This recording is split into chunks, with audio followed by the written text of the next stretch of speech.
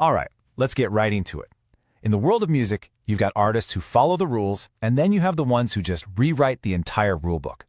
Today, we're opening up a very special file on a man who didn't just join a genre, he pretty much detonated a bomb right in the middle of it. So yeah, our mission today is to declassify one of Nigerian's most powerful, most provocative forces. We're going deep into the dossier of an artist who is part disruptor, part regulator, and a total original. And really, this all boils down to one central question, the thing that drives this whole explainer. How does one single person manage to walk into a genre with these super deep traditional roots and completely turn it on its head? It's a story of strategy, of breaking the rules, and just pure, unapologetic nerve.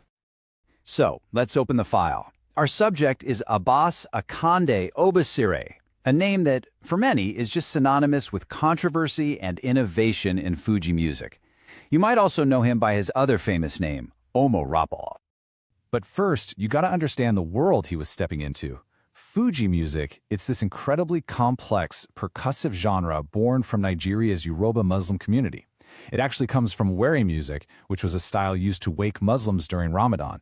So think of it as a deeply traditional, very respected art form. Now, here's the quick rundown on our guy. Born in Ibadan, he's been active since the early 80s. But the most important thing on this entire slide, it's that sub-style classification, Asakasa. That one word, it's the key to his whole story. It basically means unconventional, provocative, even a little bit lewd. Okay, so to really get why he was such a disruptor, you first have to understand what he was disrupting, right? So what were the rules of Fuji music before Obesere came and kicked the door down? Well, the old guard of Fuji was pretty buttoned up. The performances were formal, a lot of it was centered on singing praises for wealthy elites. The focus was on deep lyrics, complicated proverbs, and really intricate drumming. It was a respected scene for sure, but also very, very conservative. And this is where our guy makes his move. The Asakakaza transgression. It wasn't just a new sound. Oh no, it was a deliberate playbook for disruption. It was a calculated strategy to break every single one of those formal rules. So what in the world is Asakasa? Well, it's Obesere's signature style. Think raw energy, street slang, and themes that were often super provocative, maybe even a little sexually charged. It was the total, complete opposite of the polite, praise-singing Fuji that was all over the radio back then. And this comparison chart just lays out the whole revolution perfectly. Look at this. Formal, sober performances became energetic and theatrical. Deep proverbs got replaced with raw street slang. The audience, which used to be elites, suddenly became urban youth. This wasn't just an evolution, this was a hostile takeover of the genre's whole identity. You can really break his whole strategy down into two main attacks. First, he went after the aesthetics, what a Fuji show looked and felt like. And second, he attacked the social norms, what a Fuji artist was even allowed to talk about and who they were talking to. The aesthetic transgression was a massive shock to the system.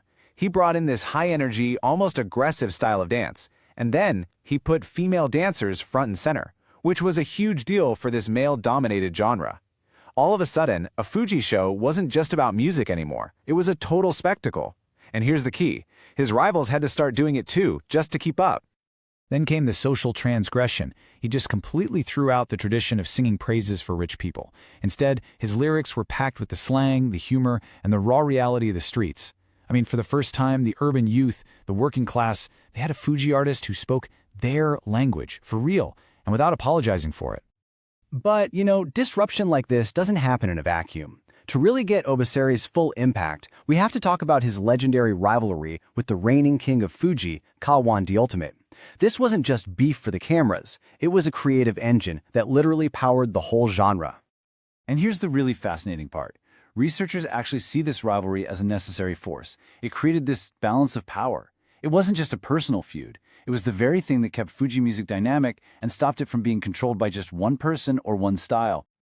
This table just illustrates the whole thing perfectly. You had K1, the king, polished, commercial, singing for the elites. And then on the other side, you had Obesere, the challenger, raw, unconventional, and the self-proclaimed voice of the common man. He was exactly what the source material calls him, the necessary countervailing force. And the benefits of this rivalry were huge, for everybody. It created this drama that fans absolutely loved, which of course drove album sales through the roof. It forced both of them to keep innovating, to one-up each other, which just made the music better. And most importantly, it stopped the genre from getting stale. So what's the long-term legacy of a disruptor like this? What were the aftershocks of the Asakasa bomb that he dropped on the whole Fuji scene? Let's break down the impact. This quote from our source material really just says it all.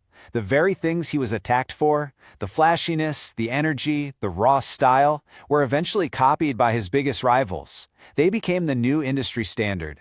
He didn't just join the conversation, he completely changed the language. And his career is just a masterclass in longevity. He establishes his signature Asakasa style way back in '93. Then a decade later, he drops the iconic cross-generational hit Egungun Be Careful. And even as recently as 2020, he's proving he's still relevant in the digital age. This guy was no flash in the pan. This was sustained disruption.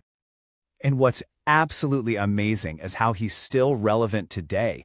In just the last few years, his classic tracks have been rediscovered by a whole new generation on platforms like TikTok, turning into these huge viral memes. It's the ultimate proof that his rebellious energy is just timeless. And that right there is the ultimate proof of his success. The very things that once made him a controversial outcast, the crazy energy, the spectacle, the swagger, are now basically the accepted standard for any major Fuji performance. He didn't just break the rules, he wrote the new ones. Which leaves us with a final, pretty provocative thought. Maybe Obesere's greatest legacy isn't just his music, but the powerful idea he represents. That sometimes the only way to save a tradition, to make sure it survives and thrives, is to be the one who's brave enough to break it all apart first.